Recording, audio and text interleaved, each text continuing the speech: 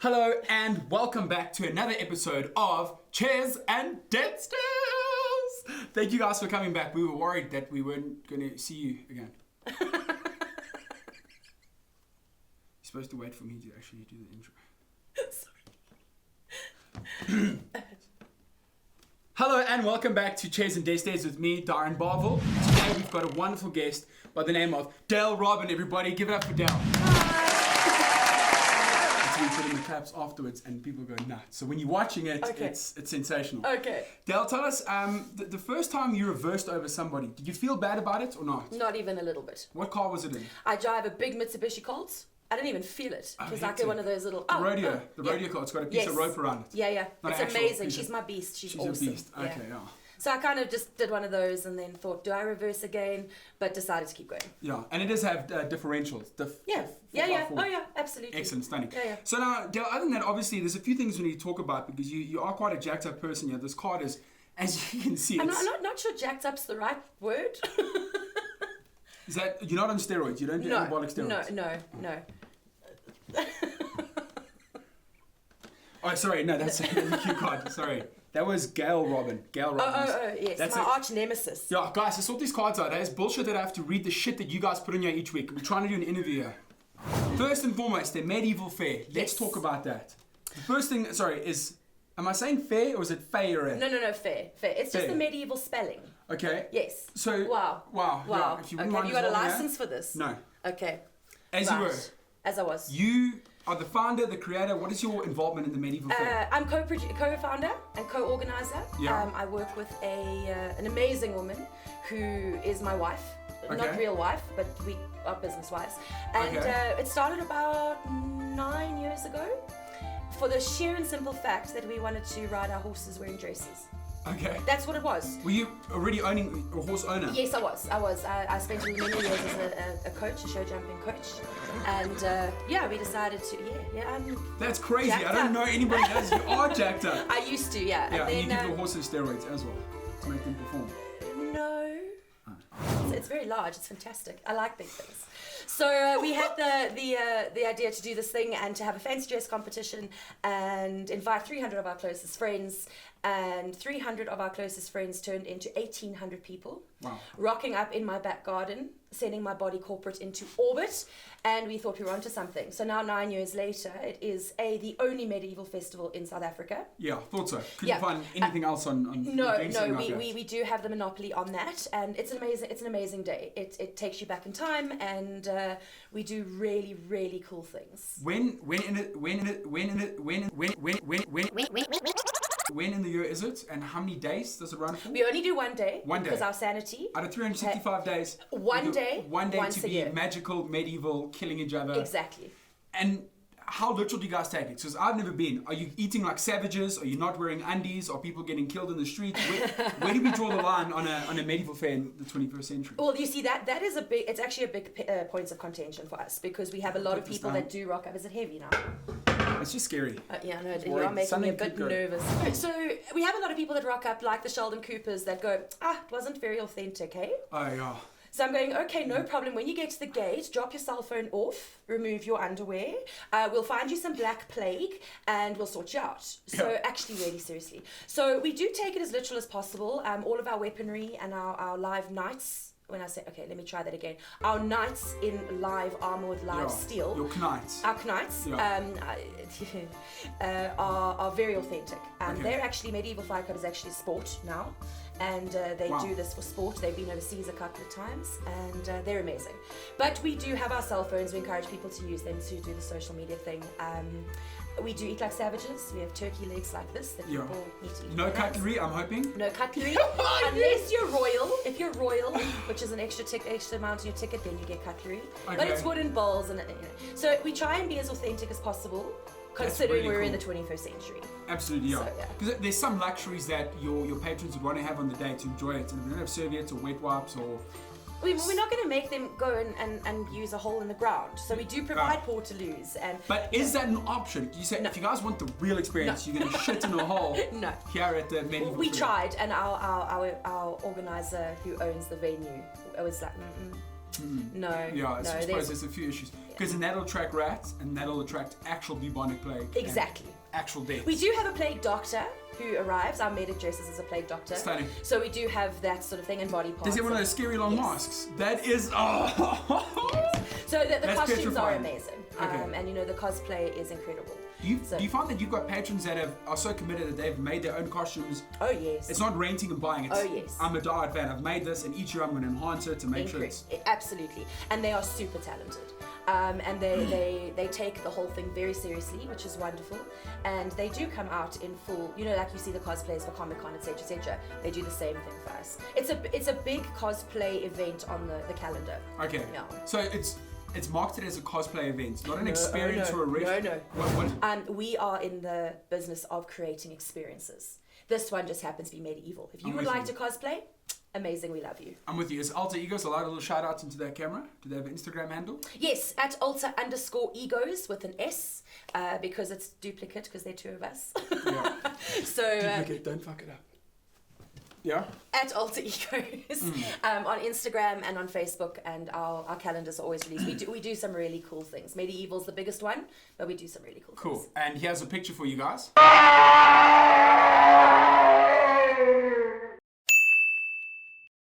That's great. So the last question I have on the Medival Fayre, can people bring dogs? Yes. That's awesome, Yes. because obviously I'm dog before. Even me. I assume you are. Human beings in general, I feel like we should all be dog crazy. So, you answered that question, thank you. Do people dress their dogs up? Yes, it is my favorite thing. We have two regulars in 9 years. They come every year. Yeah. One is a little Scottie that dresses as a dragon, so she's got a whole big dragon costume with a tail. And the other one is the most amazing pit bull who comes with her fairy wings and her tutu. And we've had knights. We've had the list is endless, but it is very dog friendly as long as the dogs are socialized and preferably dressed up. We're good. And on leashes. And on leash, yeah. What's the medieval name for a leash? I don't know. Social media details for the fair? Also, Medival Fayre, Fayre. And you can find that on Facebook, you can find it on Instagram, you can find it on Twitter, and our website is medivalfayre.co.za. Cool, we're not going to forget that. Cool, so Dayle, thanks so much for that. Another interesting thing we wanted to talk about was dirty little secrets. Now, I've heard from a few people, we've had a couple of guys talking about it, and our producer as well. There's something very, is it disgusting, is it sick, is it gross, is it offensive? No. How do you pitch it? What is it? Dirty Little Secrets is a 90-minute one-woman show that is covering all the topics that A, you would never admit to your mother, or B, that you would never discuss at the dinner table. So offensive is the wrong word. I am just brutally honest, and I come out and I say a lot of things and tell a lot of very personal stories that people find very relatable. Okay. But they are just based in very bad behavior. So, okay. So it's bad behavior. Is it embarrassing? Is it coming of age? Is it puberty? Yes, is it's it all of it. Lady It's issues? all of it. So the show generally starts with how I discovered the joys of sex. Right. And ends up with being single in your 30s, and then goes on to, but I talk about periods. How would you know about that if you're only 29? Oh, you're so sweet, you can stay. Okay. So a one-woman show, you carry that by yourself from start to end by 90 minutes. Yeah. Is there no interval? There is an interval. We have a brief interval because I feel like people need to go have a few more shots of tequila. Yeah, good. You know what? It's a great show. It started off. Can I give you a bit of a history? Yes. So it started off because I had the most ridiculous marriage. When I say ridiculous, it really was ridiculous. And the only way that I could kind of understand why I was so stupid as to marry this tool was to write it down. Okay. So I started writing, and I started writing, and it was a blog online for a very long time, and people loved it. And every week I'd be getting a case, and it was at that point called Confessions, and people would message me and go, "When's the next segment? When's the next segment?" And eventually, Meryl, who's my business partner in Medival, said to me, Your wife? My wife. Yes. You're missing an opportunity. Get your ass up, get on stage, and perform this thing. Now, I've performed my whole life, but when I was much younger and much thinner, and I was like, okay, well, fine. And I did it at an open mic night to 20 people, and the response was incredible. And we are now in year 5. And now I'm having to pick it up because we're selling our tickets and they want me to do more. So it really is an absolute amateur, thumb suck, get up there, bare my soul. But people love it. And I'm doing well with it. So you said it started off as a thumb soak, but how many times have you done it now? It must start looking quite polished and quite refined. Is it like, does it become a set that you know you're going to hit certain jokes and certain stories? Yes. Or do you wing a bit of it still? I wing a lot of it. Right. You'd be surprised, especially as I was originally only doing it annually. So it was done once a year. There is the basic script. And the basic script is the stories. However, you've got to feed off your audience. So oftentimes I will get people that will haggle me or will shout, and I've got to come back every time. And then it will take the story in a slightly different direction, or I'll bring in, there's a massive amount of improv in it, but the base stories remain the same. And each year I add more because it's another year of bad behavior. Okay. So you don't mind living a bit of a naughty, cheeky lifestyle. That you as a person, you do bad things. Yes. You do dirty things. Yes. Not bad to people. No. And you continue to be that kind of person because it's enjoyable. Yes. It's okay to sin. Not sinning. Can you? What is something you could tell us from there that maybe is not too provocative and giving away too much? What would something be that you talk about in there? Okay, so I won't tell you the start of the show because that's always a shocker. But I talk about my first trip to the gynecologist when I was 16 years old. Hectic. And why I was taken was because my mother decided that I was now sexually active and decided she wasn't having babies. And I talk about having the copper T, which is a contraceptive device, inserted. And how the contraceptive device ended up affecting my relationships thereafter. I'm not going to give away too much because there is a massive part of that. It's one of the favorite stories. So that's just one of the small stories. I talk about dating in my 30s where I discovered Tinder. Where after, I've had a very interesting life. So I was married. I then left my husband for a girl who I was with for 4 years. I then left her because it was a phase I grew out of. And dated a guy 12 years my junior. Nice. So we talk about the cougar side of things, and then basically ending up in what is now a very solid relationship. So no, I don't continue to go out and do bad and naughty things. Okay. Because I'm now old, and I'm a dog mom, and I work for a living. So I live in the past, which is. So young guys still pop up on your. Oh, absolutely. Yeah. My current boyfriend is only 5 years younger than me. Sorry. Don't want to hear it. Sorry, guys. But, that's not too bad. That's cool. It's kind of sexy dating someone younger. Of course it is. By any standards. Until you realize that there's just not the right mentality. Have you seen this guy on YouTube? He's an Australian guy. And he is 30-something and he's into grannies, but like 18 months old. I can't. Super sick fetish. I'll put the link in the description. I can't. And he's like making out with him and everything. So you draw the line there. So one day I will when you're do 18, a lot of things. Yeah. A lot of things. I have done a lot of things. But there are things that have got a very, very strict line for me, and I do discuss those in the story as well. Which people tend to, it's the one and only part of the whole play where people are kind of like, oh, that's a bit dodgy.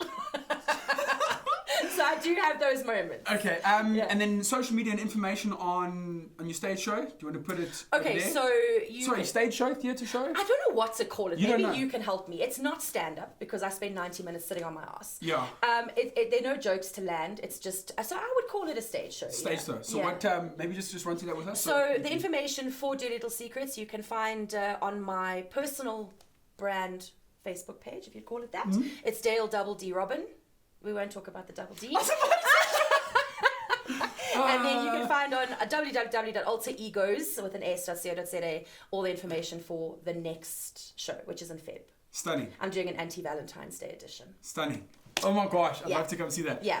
Thanks, Dayle. Now, we got to obviously wrap this up now. So the last thing I want to chat to you about, it is rugby season. It is. Rugby fever, rugby before. There's balls all over the show. Oh, the way I like it. Yeah. You got your joke in before me. Fuck! It's the 8th of October now. Viewers at home watching this. So obviously, Canada played this morning. We recorded this 2 weeks ago. What is your prediction for the score, South Africa versus Canada? Oh, wow. Because the viewers watching this now are going to know how wrong you were right now. South Africa versus Canada. Yeah. 18-12 to us. Oh, it's a bigger margin. Canada's shit. No offense. No, you don't know that. Okay, cool. 18-12. So 18-12. when this is on the day, we'll send you an Instagram message and we'll see who's closer because this is happening. But I only watch rugby for the men in the shorts. Yeah. Not really for anything else. Yeah. So you've got to forgive me that. Yeah. Yeah. Oh, well. Okay, good, Not thanks. the referees in shorts because they got skinny. Oh, no, they're dreadful. You probably wouldn't be into the Bryanston kind of guys because they always got skinny stick legs. You need a Huge up top, and then the boots. Yeah. the boots, the brothers, The Ghanaians. brothers, yeah. Well, Dayle, thank you so much. pleasure. I know we said a lot into the camera about all your other campaigns. Your own social media info, did we really cover that? Yes, so that's Dayle Robyn DoubleD. You can find me on Facebook. I just wanted to hear you say double D again. DoubleD. Listen, I've spent my whole life being DoubleD. I was DoubleD before I even had DoubleDs. Yeah. So Diligent and domesticated. that's the one. That's the word. See, you get me. It's Thank you, amazing. So yeah, and then Alter Egos and Medival Fayre, and there are a couple of others. I do a lot, but we'll leave it at that for today. Thank you. And so for today, we're going to do the ET handshake, which is just fingers touching. Thank you very much for That's so cool. coming on there. Maybe we can do something epic in special effects. Maybe Barry and Ulrich and the guys can finally catch a fucking wake up and do some decent special effects. That'll be cool. So yeah, Are we in awkward silence mode?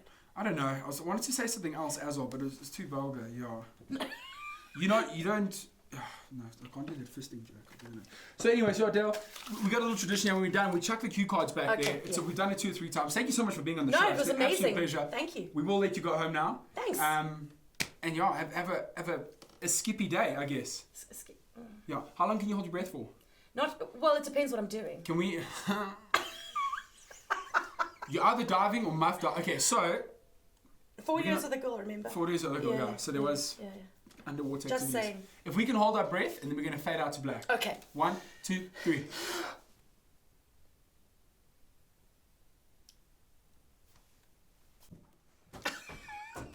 Are you sure this time? Yeah, actually I am. I see you think about one last thing. Are we rolling here? Are we rolling already? I can't see anything. Can't see it. So much reflection. Okay. Okay, cool. Standing by. Happy days. Your camera, my camera, my camera. Got it. Cool, guys. Standing by, shooting for episode 6. Dayle Robyn. Bye.